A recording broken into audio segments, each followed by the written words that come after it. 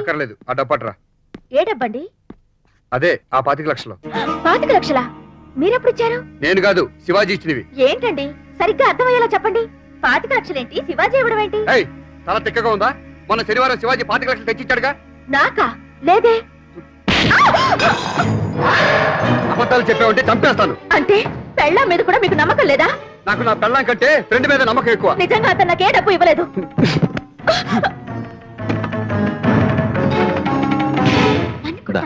Tiffin తిందువు గాని. Hello, రేయ్, నాకు చెప్పకుండా ఎందుకు వెళ్ళావు? అది గంగ వాళ్ళ నాన్నని చూడాలని ఏడిస్తేను. నువ్వు అర్జెంట్గా ఇక్కడ రా. నేను ఆఫీస్గా బయలుదేరుతున్నాను. ఆఫీస్ కాదు, ఇంటికి రమ్మంటున్నాను. 5 నిమిషాలు ఇక్కడ ఉండాలి. కానీ చెప్తాను.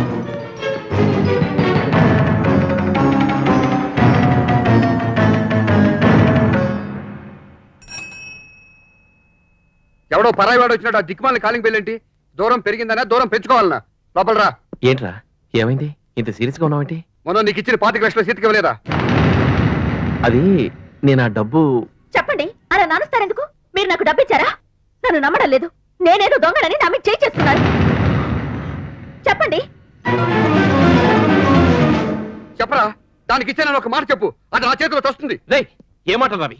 అబద్ధం చెప్పాల్సిన అవసరం ఆడికే పట్టింది. అంటే నన్ను క్షమించు, ఆ డబ్బు నేను సీతకి ఇవ్వలేదు.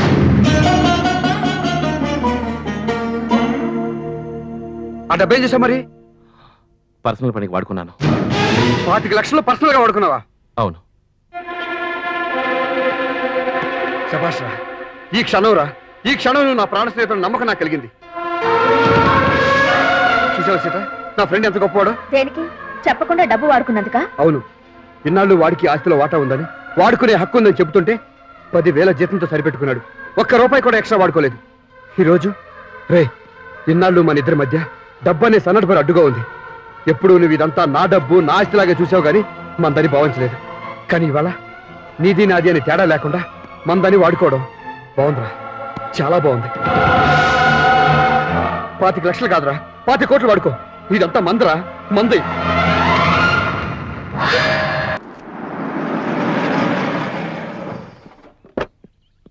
అయ్యగారు ఇప్పుడే వెళ్ళారు బాబు. తెలుసు.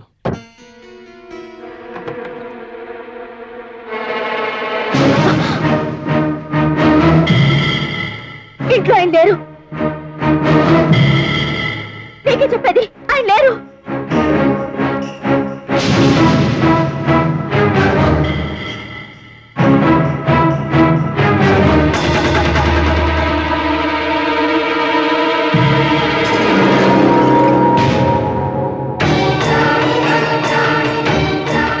నన్ను క్షమించకు. కన్న తల్లి కూడా నాలాంటి పశువుని క్షమించదు. నీ భర్త నా గురించి పొగుడుతుంటే నువ్వెంత నరకాన్ని భరిస్తున్నావో, నీ కళ్ళ ముందే వంశీత నేనుంటే నువ్వెంత మానసిక క్షోభ అనుభవిస్తున్నావో, నన్ను ఎంతగా ద్వేషిస్తున్నావో నాకు తెలుసు. ఈ పాపాత్ముడికి నువ్వు ఏ శిక్ష వేసినా నీ కసి చల్లారదు. నా నుంచి నా భార్యను దూరం చేసి మా కాపురాన్ని నాశనం చేసిన సహిస్తాను. డబ్బు కాచేసానని నిందలు వేసిన భరిస్తాను. కానీ కానీ కన్నీటితో నీ కాళ్ళు పట్టుకుని వేడుకుంటున్నాడు. అమ్మా, నా కారణంగా మీ పుణ్య దంపతుల మధ్య ఏ మనస్పర్ధలు రాకూడదు. ఈ రాక్షసుని వాడు దేవుళ్ళ ఆరాధిస్తున్నాడు. ఆ భ్రమలో వాడు నీ మీద మరోసారి చేయి చేసుకోకూడదు. నీ పట్ల నేను చేసిన అన్యాయం వాడికి తెలిసినా వాడు బాధపడతాడే గాని నన్ను దూరం చేసుకోడు. అది నా దౌర్భాగ్యం. నా మీద నీకున్న ద్వేషం కారణంగా నువ్వు వంశీని ప్రేమించలేకపోతున్నావు. నన్ను దూరం చేసే ప్రయత్నంలో నువ్వు దూరం అయిపోతున్నావు. వద్దు, నీ కాపురం నా కారణంగా కూలిపోకూడదు. చెప్పు, నీ పగ చల్లారడానికి నన్నేం చేయమంటావు? చెప్పు. నిజంగా నీ ఫ్రెండ్ కాపురం బాగుండాలనుకుంటే, నీ ఫ్రెండ్ కి మంచి జరగాలనుకుంటే చెప్పు, ఏం చేయమంటావు? వెళ్ళిపో. ఆయన నిన్ను దేవుడు అనుకుంటున్నారుగా, దేవుళ్లాగే కనిపించకుండా వెళ్ళిపో.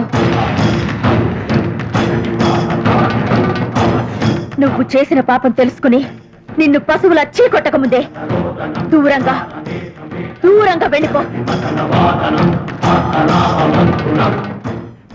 అలాగే మళ్ళీ ఈ జన్మలో మీకు నా మొహం చూపించడం.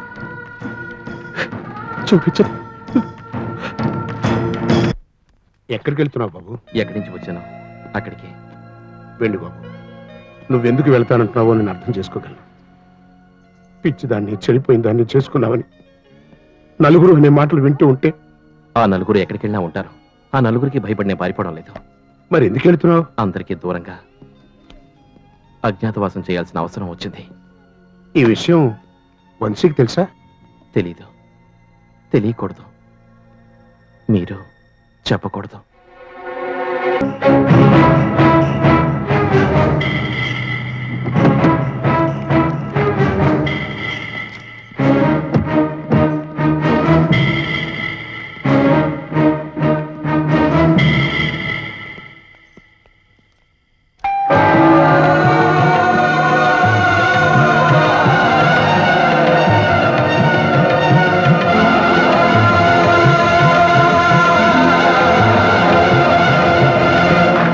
Wish you happy. శివాజీ లేడండి? లేడు బాబు, లేడా? కొంపదీసి మా ఇంటికి వెళ్ళాడా? ఇల్లు విడిచి వెళ్ళిపోయాడు. ఇల్లు విడిచి వెళ్ళిపోయాడా? ఎక్కడికి? తెలియదు బాబు, ఈ ఉత్తరం నీకు ఇమ్మన్నాడు. ప్రియమైన నా ప్రాణానికి 25 లక్షలు వాడుకున్నందుకు నన్ను తిట్టినా కొట్టినా సంతోషపడేవాణ్ణి. కానీ మెచ్చుకుని నెత్తిన పెట్టుకున్నావు. నీలాంటి మిత్రుడి స్నేహాన్ని క్యాష్ చేసుకున్నందుకు సిగ్గుతో మొహం చూపించలేక, నీ మంచితనాన్ని పంచుకునే అర్హత లేక నీ నుంచి దూరం అవుతున్నాను. నాలాంటి మిత్రద్రోహిని క్షమించకు. ఎల్లప్పుడూ నీ క్షేమం కోరే నీలో సగం. మరి అడిగా చెప్పు, శివాజీ ఎక్కడికి వెళ్ళాడు? తెలియదు, నిజం చెప్పు.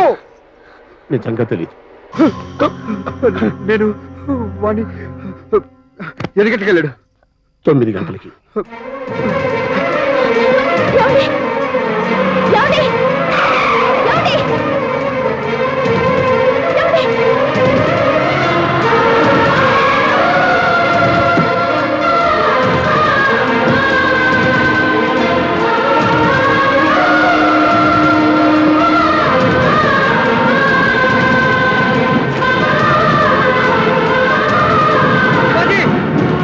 శివాజీ!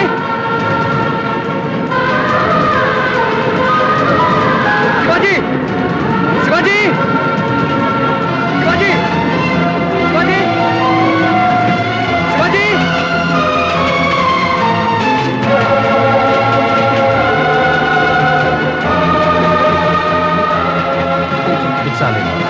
ఓకే.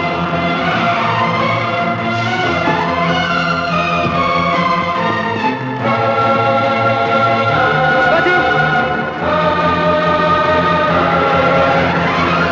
శివాజీ! శివాజీ! ప్రయాణికులకు విజ్ఞప్తి. హైదరాబాద్ నుండి కడప, కర్నూలు, రాయచోటి మీదుగా చిత్తూరు వెళ్లవలసిన బస్సు 7వ నంబర్ ప్లాట్ఫారం నుంచి బయలుదేరడం సిద్ధంగా ఉన్నది. Excuse me.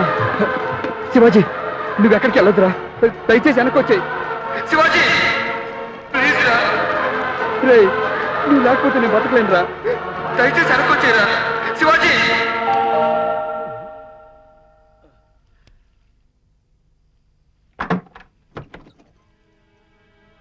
ఎవరది? రే వంశీ, నానా, ఏమిటన్నా? ఏమైంది? వంశీ, ఏం జరిగిందిరా? ఏమైందిరా? ఇవాళ శివాజీ పుట్టినరోజు నాన్న. అవును, వాడు వెళ్ళిపోయాడు. నన్ను ఒంటరి వాడు చేసి వాడు వెళ్ళిపోయాడు నాన్న. ఏమిటా నువ్వు అనేది? శివాజీకి ఏమైంది? తెలీదమ్మా, నేనే తప్పు చేయలేదు.